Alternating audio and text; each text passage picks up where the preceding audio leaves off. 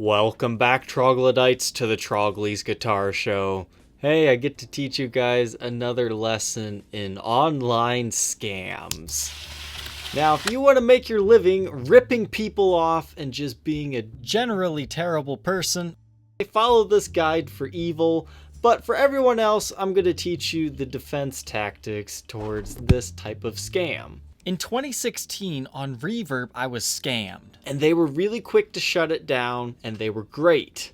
And I remember thinking, oh my gosh, I am so glad this happened on Reverb and not on eBay, because I knew how much of a headache it would have been to get out of this. Unfortunately, it has happened on eBay. So let me fill you in here. It was November 13th. A Les Paul Custom was listed. Now clearly this isn't a Les Paul Custom, it's a Les Paul Deluxe. You can tell by just looking at this bridge that it's about an early 80s model, and some of these other characteristics will also tell you that. Most importantly is the lack of a volute. Pair that with a maple neck and a few of its other features, it has to be a late 82 or early 83 Deluxe. But the seller had it listed as 2008 all original Gibson Les Paul guitar. When I first read that, I thought, okay, maybe it's like one of those 1976s and they have the decal serial number and somebody got confused. So this is your first red flag. If you don't want to be scammed, don't buy a listing when the pictures don't match up with the description very well, because there's a few different ways scammers can take this. The next thing I saw was zero feedback at that point in time. I did leave a negative to warn others. And the price was $1,600. Now you might think that's an absolute steal, but in all honesty, it's not. That's about what most dealers would pay, so that's why I was interested in it. Because at retail, this is about a $2,000 to about a $2,500 guitar. So I went to make an offer. There were already a few other ones, so I was like, you know what? Let's hit him with a strong $1,500, see what we can do. Because I have not reviewed a Deluxe in a long time. Now, I believe it took this guy almost like a full 20 hours to accept this offer. Now, keep that in mind, because that's a huge thing about this scam, is being legit. So after acceptance, I paid like a good eBayer. So 1 or 2 days goes by. At that point, I'm thinking, okay, this guy's just not even going to ship it. But then he uploads a tracking number. Now here's where things get scary, guys, and where you're going to learn a lot about the dark web here. This tracking number here, it's not fake. It's real. These scammers actually pay money in order to conduct this scam. But here's the way it works. You don't know it's a scam until the very end due to how the post office works. So hear me out here. You get the tracking number, right? It shows it's been provided, it's wherever it's being sent from, then it automatically gets updated until it finally hits your hometown. In my case, it's a town called Bryan, Ohio. And this tracking number looks good. You've got arriving at the Bryan unit and being delivered in Bryan, Ohio. But let's take a look at this over on the USPS website. This is where a lot of scammers mess up. They don't require a signature and then their scams just toast. However, for this one, they are definitely an experienced professional because they required a signature. Now, if you don't know, a signature is what protects you from a buyer being fraudulent and scamming you out of your guitar, regardless of if you sent it or not. Because if there's no signature, they can just say, hey, I never got it. It was stolen off my porch, and PayPal and eBay will instantly give them their money back. So that's something to always worry about. I don't care what item it is. I don't care what value. Pay the extra $250 to get a signature on it. Sure, it might be a pain in the butt that they have to be home to sign for it, but it is the only way to protect yourself as a seller. Okay, so this signature, G Grill. Yeah, my name's not Gary Grill. It's nowhere near close to that. So let's dig into this deeper. Why is the tracking system on USPS's site flawed? It does not show you the actual delivery address. Because at this point, it looks pretty good, doesn't it? Somebody signed for it in Bryan, Ohio, so here's how the scam has to be played out from here. Naturally, a buyer's first defense is going through eBay's protection. You file a claim or you call them, and let me tell you guys, it's been so hard. eBay has been hiding where to find the file a claim status. They just go straight to start a return, which is not what you're trying to do. So I called up eBay. I let them know exactly what this guy was doing. You know, the representative, very nice, very forthcoming. He let me know that he opened the case for me, gave me the confirmation number, and he said, oh, there's no way they're going to get away with this. Okay, so about 24 hours go by and you get this email. Generally, you will never get any type of response out of these scammers because they might blow their cover. So he just asked eBay to settle the score. He said, all right, we'll take whatever you say. And here's where eBay's absolute stupidity will just screw a bunch of honest people over because of the reasons we just previously mentioned. The tracking number says it was delivered in my town. It was signed for by somebody, but there's no way to know where it was actually delivered. So naturally, this happens. Case closed. Decided in the seller's favor. It's almost like eBay doesn't even give a care because they didn't do any type of research into where the thing was delivered.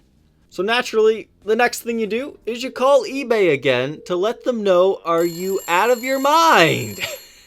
So I got a really nice and helpful person this time. He was a guitar player himself. He was talking about his buddy's collection half the conversation. But then he forwarded me this email because I told him, you know, I've talked to the postmaster. I'm on really good terms with my post office and they know me by my first name whenever I'm in there because I ship so much stuff. So he wanted me to send this documentation that I was talking about. So I had to go to the post office, get their official printout, because that is the only way you can find out where it was actually delivered and who signed for it.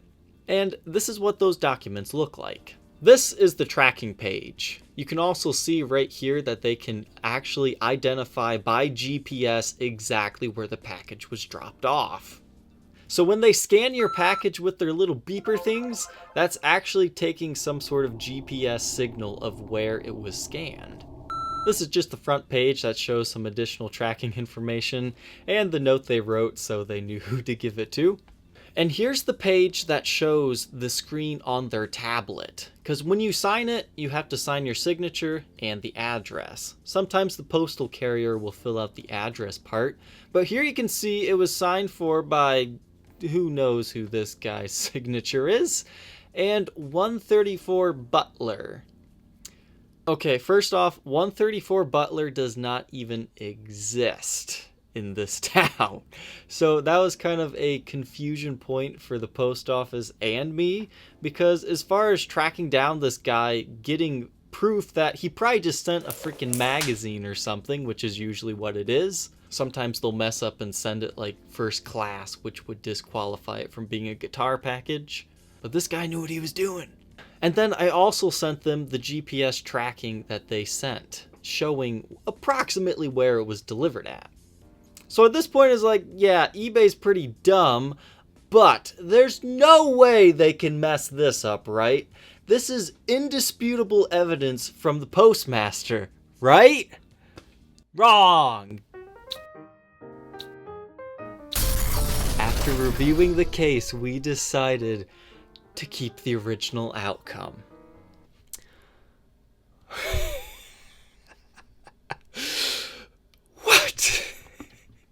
What? What do they think they're doing?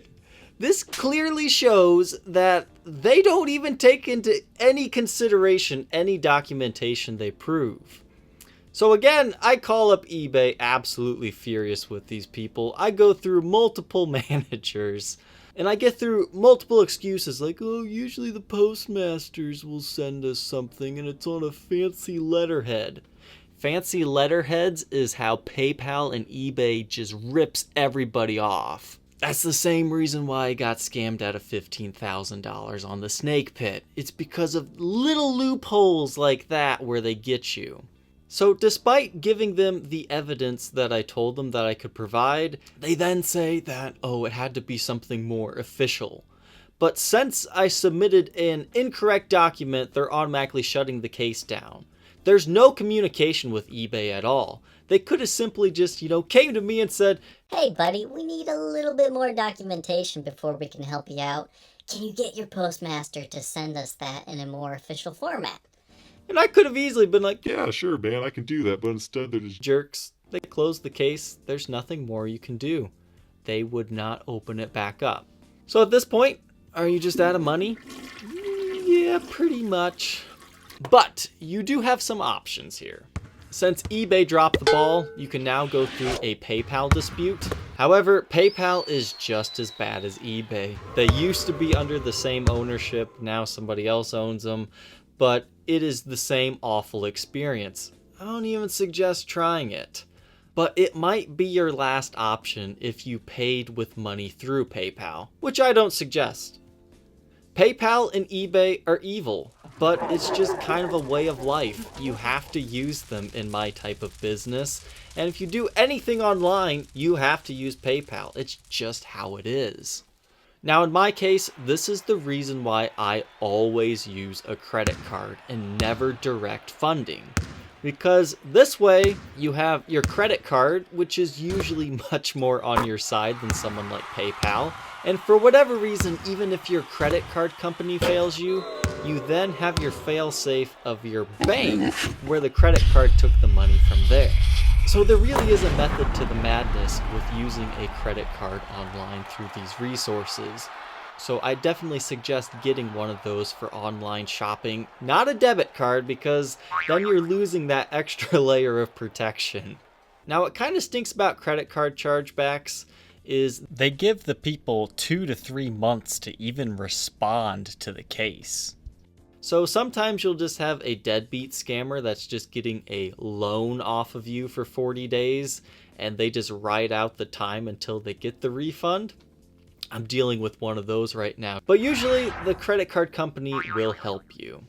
So at this point, it's just kind of a waiting game. I'm sure Citi will have my back as they always do. Just a plug for them, the double cash card, the best thing in the world. You get 2% cash back. Once when you buy, and then once when you pay it off. So when you buy a $2,000 guitar, hey, that's $40. And when you buy a lot of guitars, I mean, sometimes you can get a pretty sweet bonus at the end of the month. So in the end, this is the scariest scam that is online, because you have to proactively fight this thing. Because financial institutions and eBay, they don't dig deep into the surface and understand that it wasn't even delivered to your actual address. And just as further proof that eBay has absolutely no idea what they're doing, a few days later after I start my case with my credit card company, I get this beautiful email telling me that they've essentially banned the seller and identified the transaction as fraudulent. But don't worry, they've got me covered with the eBay money back guarantee. Now, to be fair to eBay, 5 days later after my last communication with them, while I was editing this video, out of nowhere, a return request gets started for this instrument. And then within the hour, it was escalated to eBay's team.